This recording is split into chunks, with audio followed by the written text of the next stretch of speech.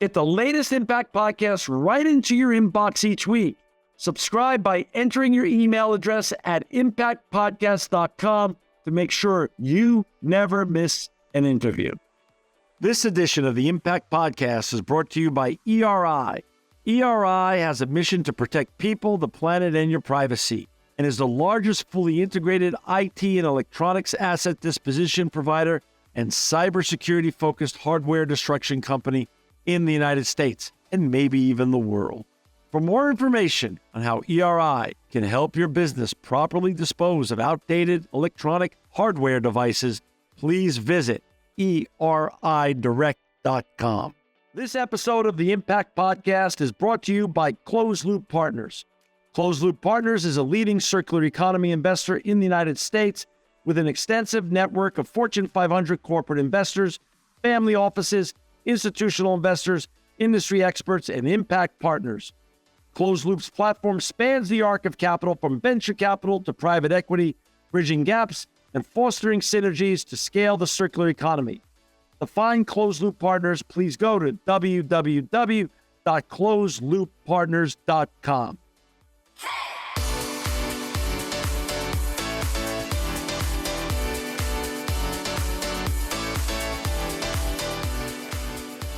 Welcome to another edition of the Impact Podcast. I'm John Shigarian. I'm so honored to have with us today Thomas Kostigen. He's the author of this beautiful new book here, Cool Food, How to Erase Your Carbon Footprint One Bite at a Time. Welcome, Thomas, to the Impact Podcast. Thanks so much for having me. I appreciate it. Well, I appreciate you coming on the show and talking about these important topics that are very hot topics now in the world. They weren't hot maybe 15 or 20 years ago, but this is really going to be a timely show for those who are interested in improving their health and improving their diet and making the world a better place at the same time. But before we get into this book that you've written, Thomas, can you share a little bit about your own background? Where did you grow up? And how did you get on this wonderful journey of becoming, I don't want to leave out, a New York Times bestselling writer and a very esteemed journalist? How did you get on this journey? Sure. Well, I'll take you on the long journey. How's that? Good. So, I love it. I'm going to take you all the way back to Boston, Massachusetts, my friend, where I grew up. Okay. And went to undergraduate school there, went to graduate school there, and then was in the communication studies programs and ended up in Washington, D.C. I actually did some internships at some local newspapers and things like that, typical, college grunt work. And then found myself in Washington, D.C. covering Congress and government agencies and, really a lot of things that you have a totally different perspective on when you're in the trenches covering congressional meetings and doing the day-to-day and seeing how things work politically was a real eye-opener and fascinating.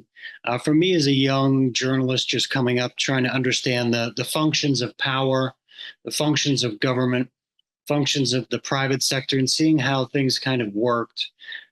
So I did my stint there and then ended up in the 1990s in New York, for about 15 years, during my formative years, writing for magazines and all sorts of things. And that led me on a journey of doing some documentary work, which brought me into the Los Angeles scene a little bit with film and television, and then found myself doing a short documentary in Ethiopia. And was there doing a stand-up by a dry riverbed up by the old We Are the World camps, if you remember those. Sure. And revisiting those about a decade or so on after that, just to see how things went, kind of a touchback. And not, things had actually gotten worse at that point. They were during a dry period. And then I'm going to tell you, there was this color purple by the horizon line, just about a thumb, size. And it got bigger and bigger and bigger and came up to about my waist height. It was about an 8 or 10-year-old girl in a purple dress from a local village. And here I am, kind of Western white man, jaded, talking about things. And we had been in country for a little bit. And so I kind of knew what the routine was of asking for a handout or something. And so I thought. And so I asked my translator, because we were in a rush, how much? Just like that cold, Yeah. not caring. Let's cut to it. Cut to it. And he said, wait a minute. And they had a conversation, and then he talks a little more. He said, she wants a pencil. And this intrigued me. Would anyone? And I said, why? And he said, she wants to do her homework and she doesn't want any money, and it doesn't have anything to write with, and more conversation and more translation. It turns out she wants to be a doctor to help people in her village. Wow. So all of a sudden it's right? This humanity of like, I'll give you anything that I possibly.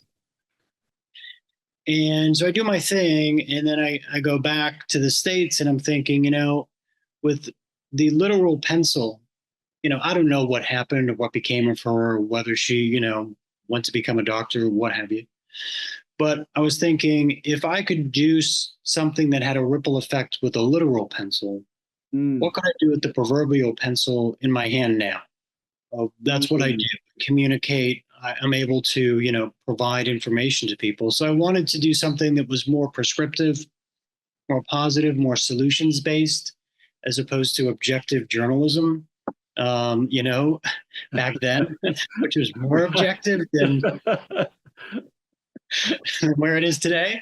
Yeah. And so I went back and I ended up writing a column for USA Today, and then I did a book called The Green Book, which happened to come out in just about the middle of 2007, right after An Inconvenient Truth. I remember. By Al Gore. You come out of the theater thinking, oh my God, I never really heard of this. A lot of people hadn't heard of the climate and hadn't heard of what the existential threat was. And so this book, just by kismet, had hundreds of solutions of what you could do in your everyday life to help the world. Wow. And so it became, kind of a big bestseller, and Oprah picked it up, and it was this, thing. And so that brought me on this path and this journey of just trying to do more and more to show what we do to people, places, and things all over the world, and what people, places, and things all over the world do to us, and how this symbiotic relationship can maybe come a little bit more balanced if we just think about, what we're doing and what actions we're taking and what we're eating and how, how we're going through life a little bit, and understanding where things come from and how, our detritus may end up someplace else, whether it's pollution or actual, waste. So that's been the journey I've been on. And without being all kumbaya about it, I'm not really that way. I'm just very accessible and practical and saying, yeah, don't you just want to know where your food came from? And so, maybe that's healthier, and just understand it. So if you do make that choice between an apple and a banana, that's simply which apple, which banana.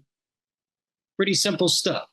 Right. So I wrote, a lot of books in this space. This is my 11th.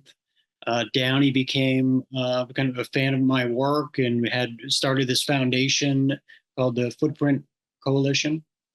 And he and I, started talking, became friends, and worked on some other projects based on some of my other books that are still in development. We're sort of working on those in the climate space.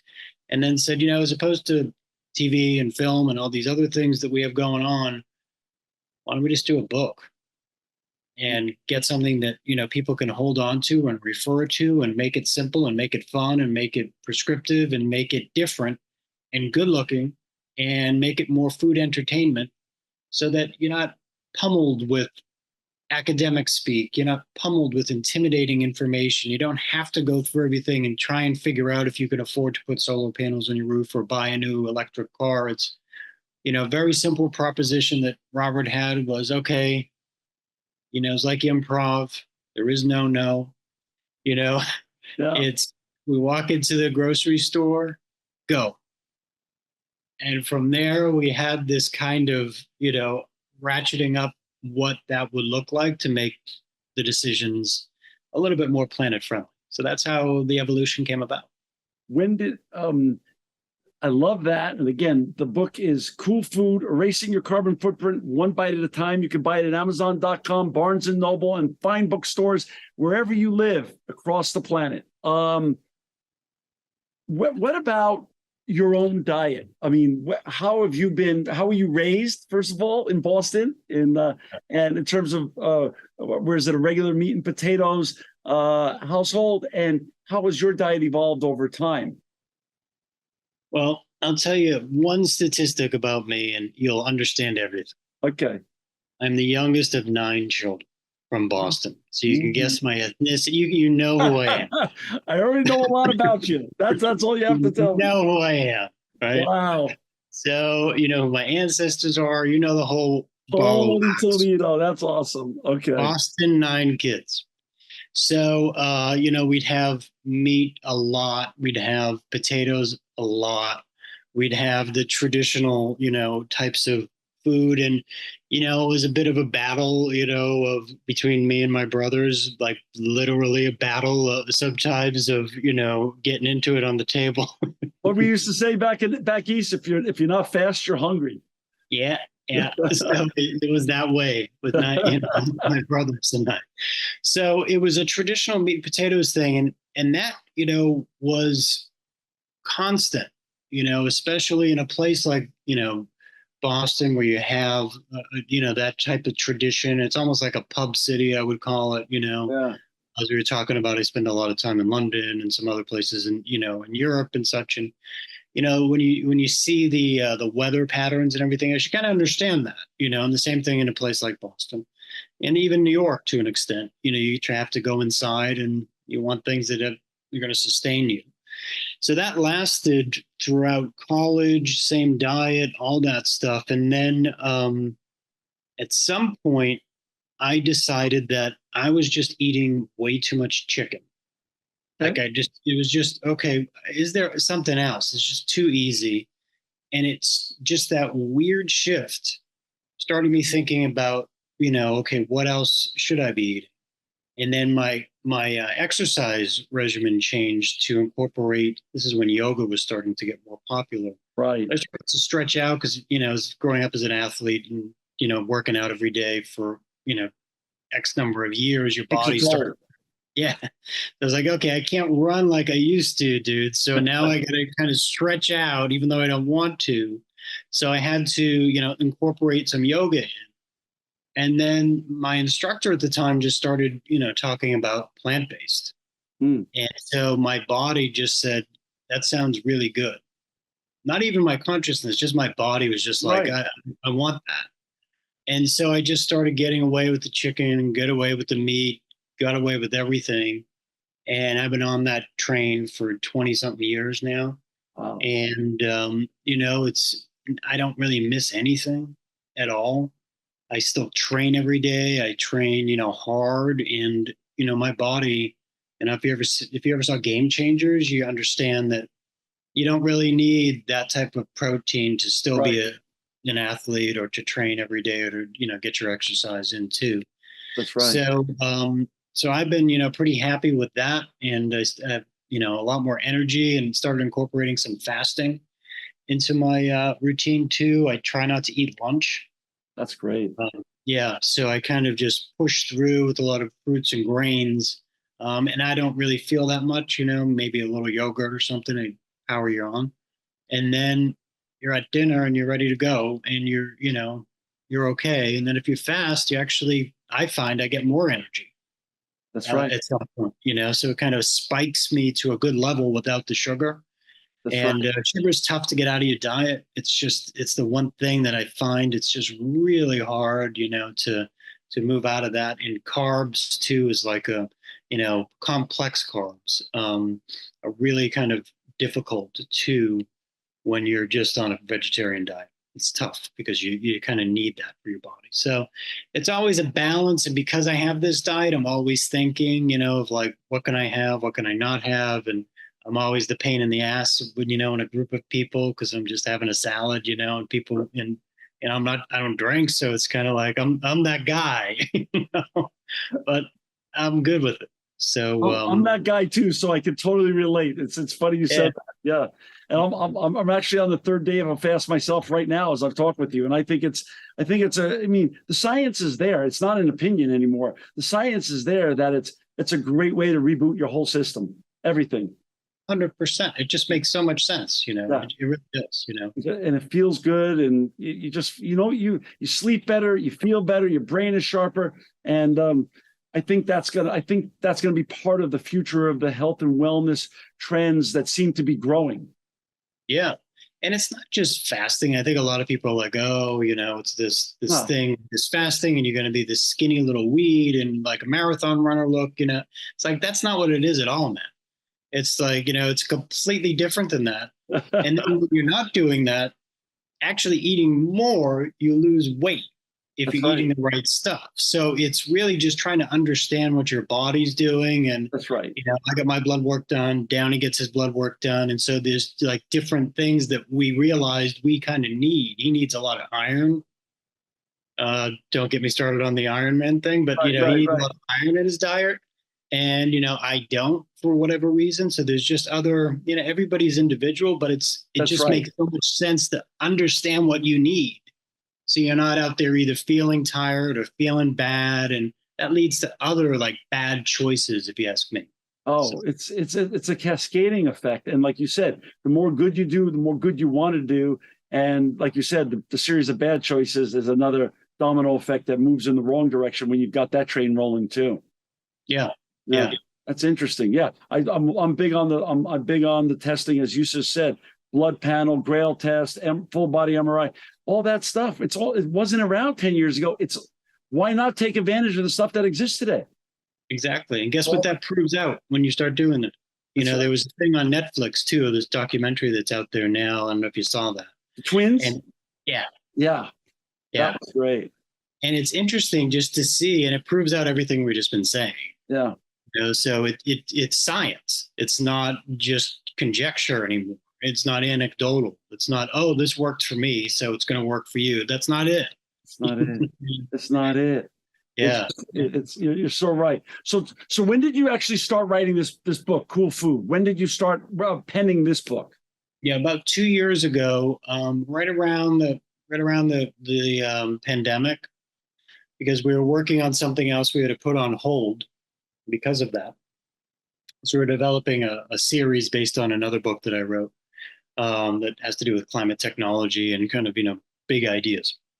But lo and behold, this hits, and we had kicked around this idea of doing a book, and then it kind of came to fruition during that time because we could actually work on it, via Got it. Zoom, where we get together when they would lift these bans. It's just so Right. crazy. You think back now to what we were doing and putting masks on and So sitting across the embarrassing. room from each other. And it's crazy, right? To think back on. It's a little bit embarrassing and nuts at the same time. It is, and we're all just like, okay, we'll do that. Oh, like Yeah. sheep. Oh, no science. Okay. Yeah. No science. No science. No, it's not fact based. Okay. Yeah, but we didn't know. I mean, so then you're going to be that person who walks into the room, so it's you're Right, damned if you're right, damned if you don't. right. So one of those things. But at least it got us to this point of let's start ideating, let's have some fun, let's kick around some ideas. The book has changed quite a bit since what we wanted to do because of the pandemic, and it didn't start the way we thought it would start, with like seaweeds and things like that, because we actually happened to be walking along the beach in Malibu when we came up with this whole idea of, okay, seaweed is a food, is a climate killer. And that kind of got us more into the book. Got it. So, we had just had a miso soup lunch, as a matter of fact. So we just started kicking around that idea. And then it just evolved, and just a lot of like texting, Zooms, getting together, having a bunch of meals, traveling around, stuff like that. And became this kind of fun adventure. In about a third of the way in, we're like, okay, I guess we're really doing this as a full on project. How long has Downey been a plant based eater? He just moved into plant based Oh, about a year ago. He was mostly pescatarian. got it. And he had given up meat when we started on this, and then he had tried to just go total vegan. It didn't work for him because he just went cold turkey and went straight vegan because Yeah. his wife is straight vegan, Right. and it just didn't work. He didn't do the Right. the gradual thing. So then he went back to basics, and that's when we did some blood work and stuff like that, figured out what the needs were to fill that gap so he could, move off. So then he went flexitarian with the pescatarian, and then he went full on veg.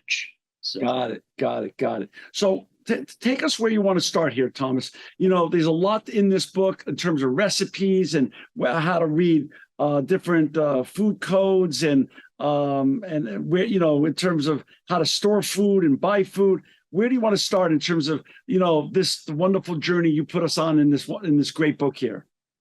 Yeah, I mean, I think that the key here is that it's trying to demystify this movement, because it really is. The cool food movement is a movement now.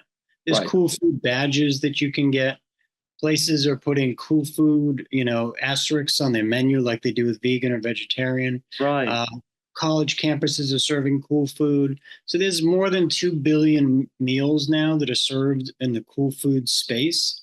Okay. On an annual basis. So it's growing, and we thought, you know what, we can sort of take the guesswork out of it when people want to know what is cool food, and which, it's a very simple thing. It's just holding more greenhouse gases, out of the atmosphere through trunks and roots and, leaves and soil. So perennial plants, for example, those that you don't have to rip up out of the ground, perpetual spinach, things like that you don't have to rip up out of the ground every season and replant, much better for the environment. So we have whole lists of that.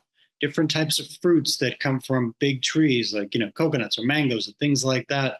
They keep more carbon in the ground and out of the air. It's pretty simple stuff, right? And then we started to get into some of the labeling, and then realizing, a lot of people don't know that the 9 in front of a PLU, it means organic. And that, those have different meanings, each one of those 5, digit codes. 4 is just a traditional food.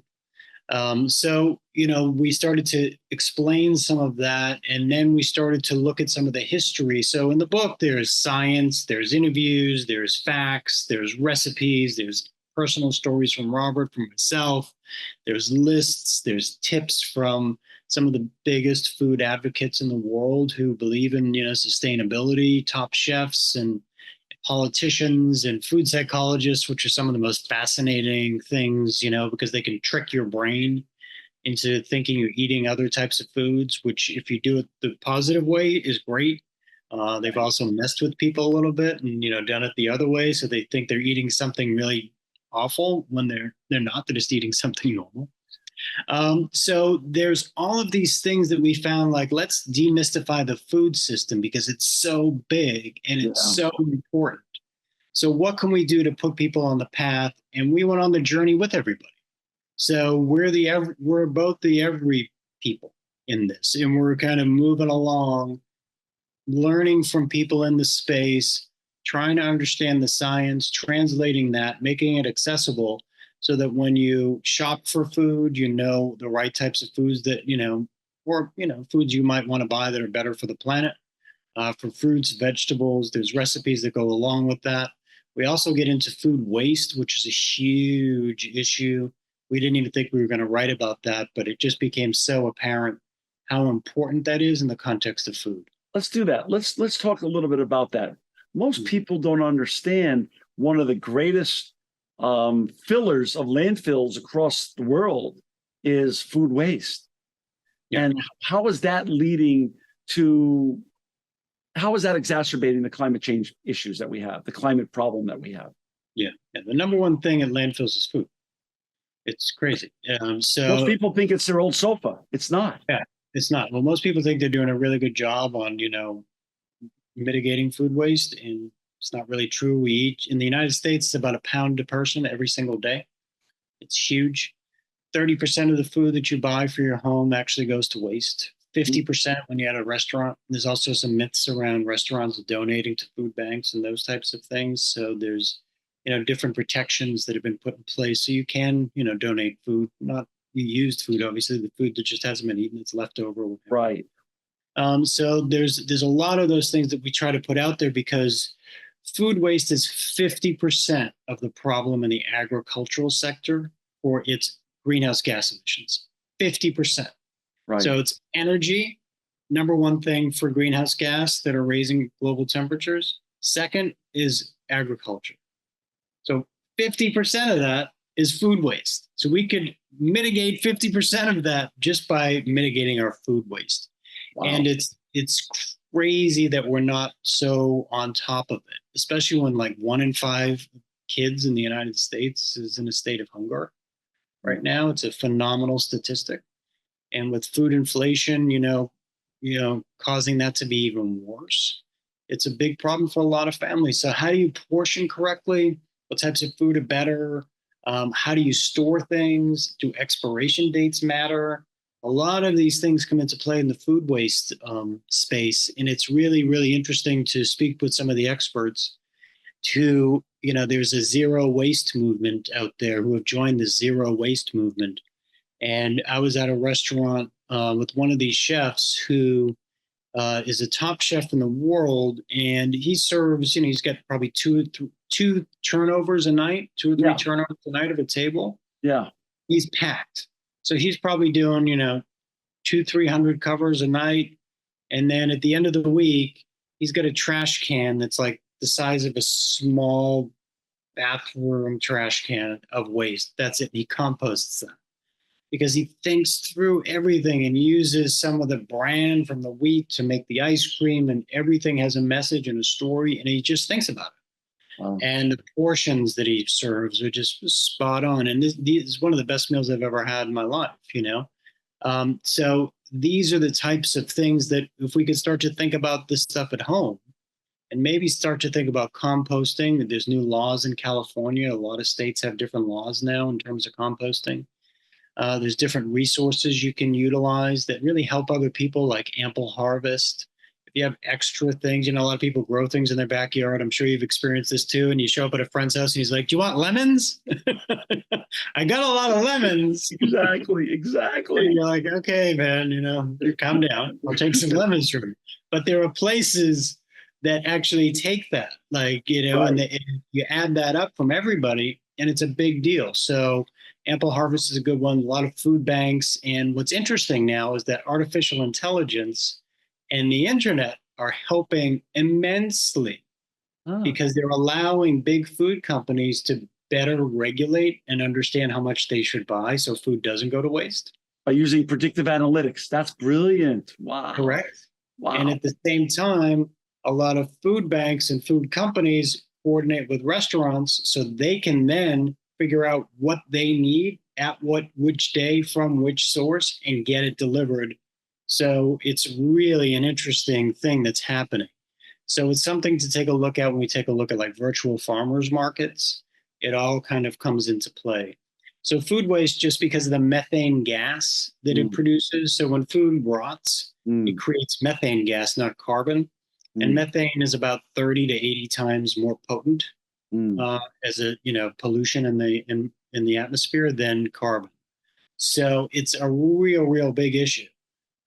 So there's a lot of opportunity with that too, just to spin it the other way, because we could take methane gas. It's probably what you use for your barbecue grill, for a lot of people. So it's, you're able to like repurpose that. So there's a lot of different opportunities to reutilize some of the gases if you can capture it.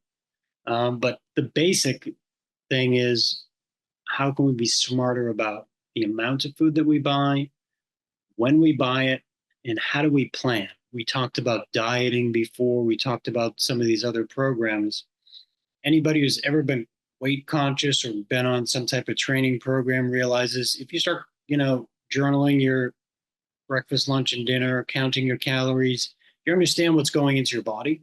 Right. And if you did this, and so you create these meal plans for a week, typically, you did the same thing with food and had it as a waste type of mentality, then you could actually do a lot to save, what you're buying in excess.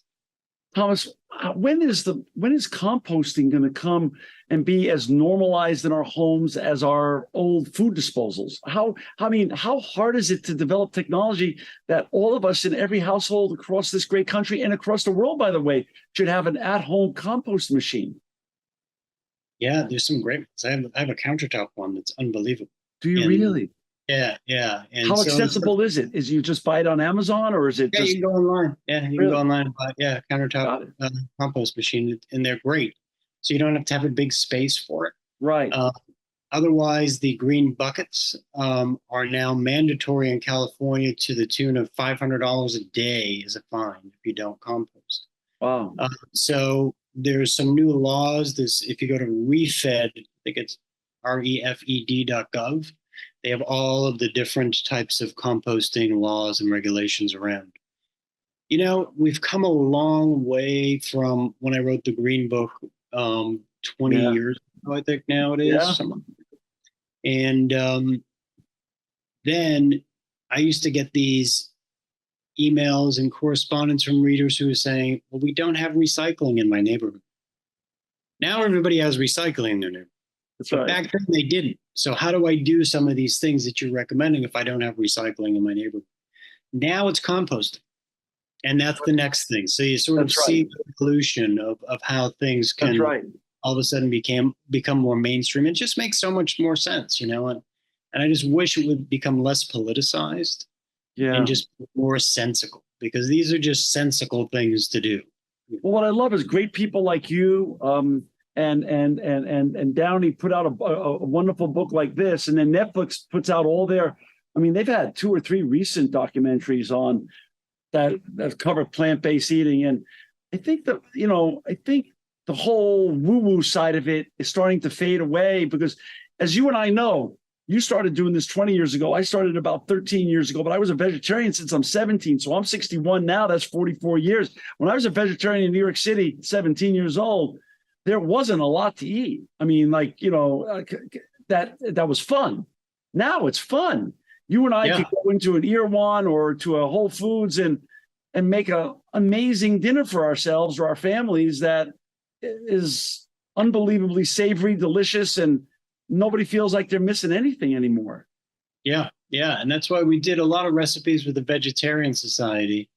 And they have these incredible things. And I'm taking some courses with the head chef over there, because what you can do with just fruits and vegetables in different ways and the tastes that you can get out of them, it's really, mind blowing. And it's Yeah. just, think about like eggplant parmesan. Oh, I Super love it. simple, right? But it's heartening, and you feel filled. Now you can take that to different levels and different, taste levels. And it's like, to your point, it's so accessible, and it just makes so much sense. And especially with the idea that we can start to diversify our diets, because if we start to ask for different things, if we start to ask for different types of grains that, aren't processed, and different types of whole foods that you can't really access. The average grocery store has about 50 to 80 different types of varieties of vegetables. That's it, right? There are thousands, tens of thousands of edible plants in the world. It's true. So we're being, kind of in this condition to be in this funnel. And if we started to diversify our food system, what else happens then? Then you start to diversify how these things are farmed.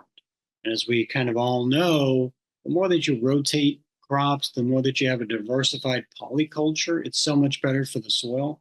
A lot of these problems go away. And it's just by us saying, can we have something else here? So I was talking with the head of the Hunts Point market up in the Bronx. Oh, sure. Largest food market in the world by volume. And I said, well, how does it work if we tried to get some other food into the system that people would want? And they said, just ask us. How do you think kale got so popular? How do you think cauliflower got so popular? We heard that you guys at the grocery store wanted it, so we told our farmers to start growing it. It's a business, So if we know there's demand out there, we're going to create the supply to fit that demand. And that's how it is. And they do listen. People think that you're just at the beck and call of what's on the shelf, but you can ask the store manager, and it gets back to the right people. It really does, help. Talk a little bit about when you go out with your friends and they think that, oh, this is what you do, the way you eat is so difficult. Yeah. You know, first of all, demystify that a little bit in terms of it's not that difficult. Second of all, people think it's an all or nothing thing. They don't have to. People don't have to be all plant based. Imagine if they just changed their diet by 50%. 50% of what they eat was more plant based and not traditional historic American Western based eating. I mean, people think it's an all or nothing proposition, and it's obviously not. No, it's it's a mix. And you'll appreciate the story because I'm sure the same thing happens to you. I would say 2 out of every 3 times that I go out with a buddy of mine to have watch a game or whatever, and I order a plant burger or I order a salad, they don't want the burger anymore. They think about what you're ordering or what I'm ordering, and they will get something in kind because it makes them think about what they're consuming. The biggest hurdle for any of this is that stop to think about what you're having in the context of health and the planet. Good point. And so when you put that in front of someone, sometimes someone's like, oh, I just feel like, a hamburger, what have you. And, that's their choice. That's up to them. But let's say 2 out of the 3 times someone's going to say, you know what, I'm going to have a salad too. And, some fries and, because it just makes them feel, you're almost guilting them in a way, making them feel guilty. And it's not the intent, but they just want to then feel healthier about it. And I've had a lot of that happen when I'm out. It happened today. It was at lunch, and it was a business lunch. The person, I ordered a salad. It was like a beet salad, and the person across from me was like, "Oh, that sounds great. I'm gonna have that too." It just kind of puts you on the, so that helps, because now all of a sudden you've taken a lot of the questions out of their head. It's just not the go-to thing, like I was talking about with me and just getting chicken. Because you're not thinking, you're busy, you're just trying to, it's like, I'll just have that. You're not thinking about the consequences. So I think that's one big thing there. And then if we could start to then incorporate some of that just honest consciousness into, this whole system, it's going to have its effect. And, the more of us who do it, I think the better off it is. And guess what? For food companies, it's cheaper. It's a lot cheaper to buy a plant-based, item than it is to grow a freaking cow and slaughter it and then make burgers out of it. It's just a lot cheaper to make, plant-based foods. And a really interesting statistic is that I was at a place called Max Burger in Sweden. They serve more burgers than McDonald's or Burger King. And they're all about being plant-based, and they've done a study of their customers. They do deep dive white paper studies into all of their stuff. And the guests that order plant-based most are meat eaters, not vegetarians. And it's because A, it's less expensive, and B, they like the taste because it's different than what they're used to eating. It's different. And to your point, if you take even, let's say, a taco, and let's say you're a meat eater, and you mix it up with lentils, A, you're saving because you're not using all that meat at once. Right. You mix it up with some lentils, which have higher protein per pound, by the way, than any type of beef. Now all of a sudden you're having this hybrid approach, and maybe you start to think, oh, that actually tastes okay. And then you start to move hopefully to a more pure vegetarian version of that. But at least, you're cutting that by 50% just by including lentils with that taco. So it helps. Every little bit helps. You know what I mean? Max's serves regular burgers and vegan burgers, so that's awesome. That's just wonderful.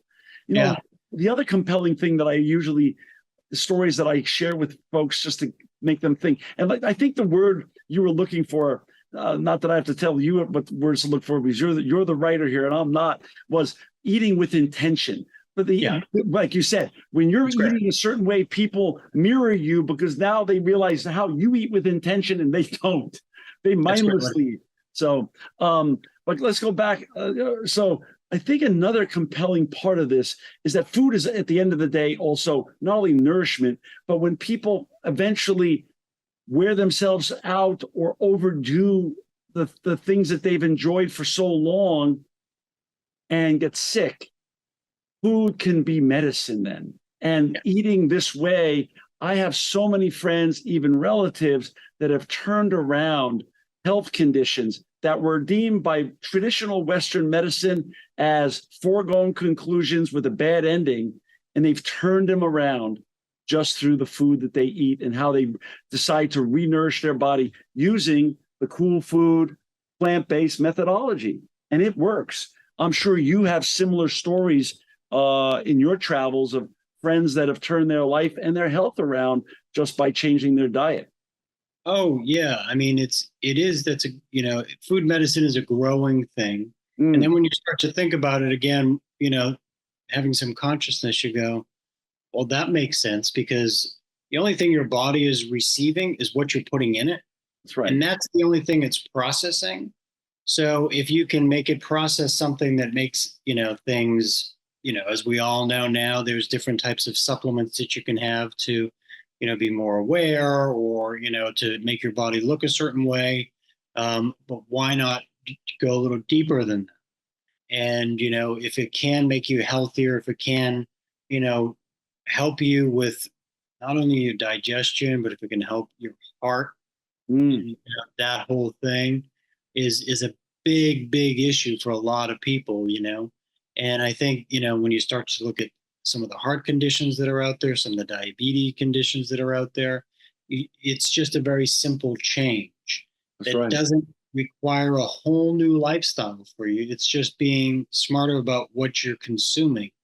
And if you go to a lot of developing nations, I've spent a lot of time developing, the developing world and rural places. And you go way out in the rainforest and you with, people who are living off the land.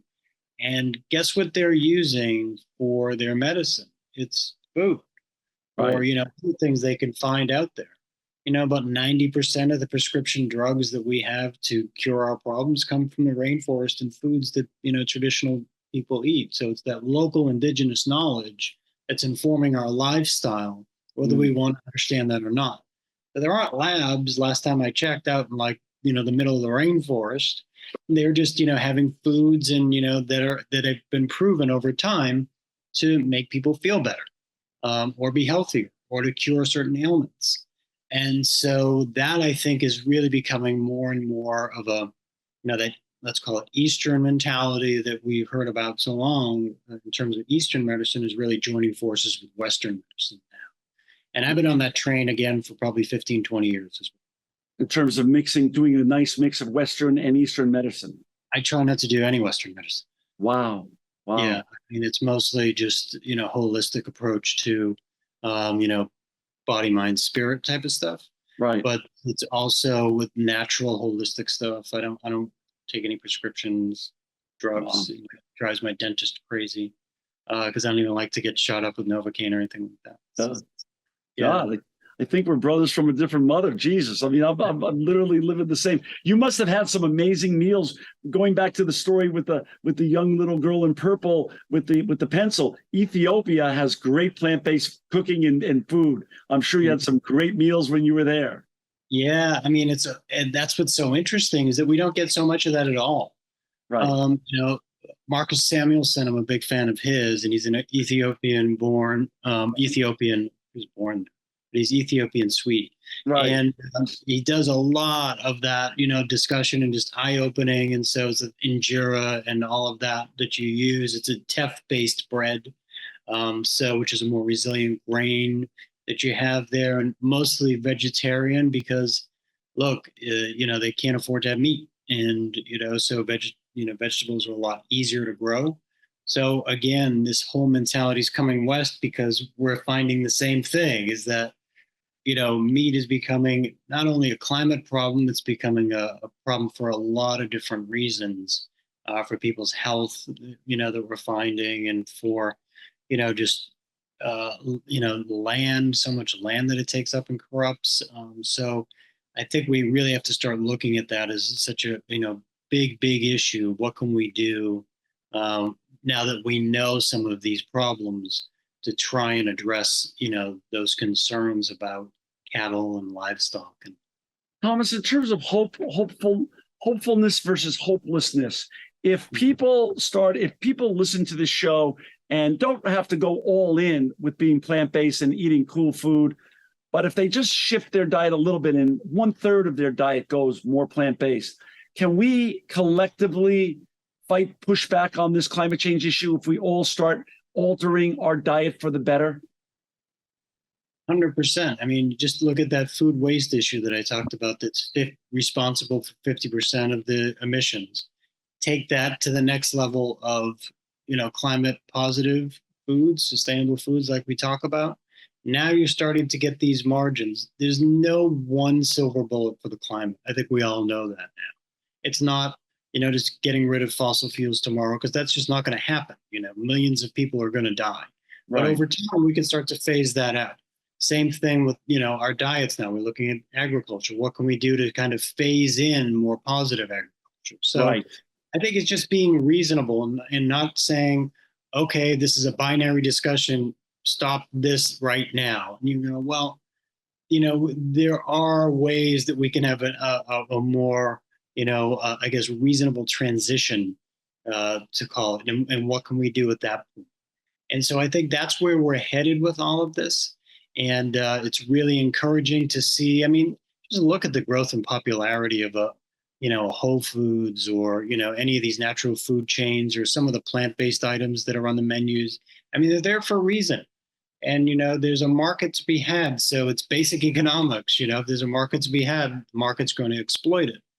And so we start to operate more selfishly. And I really hope people do and take that the right way, because being selfish means you want to live longer, you want to live healthier, and you want to help other people.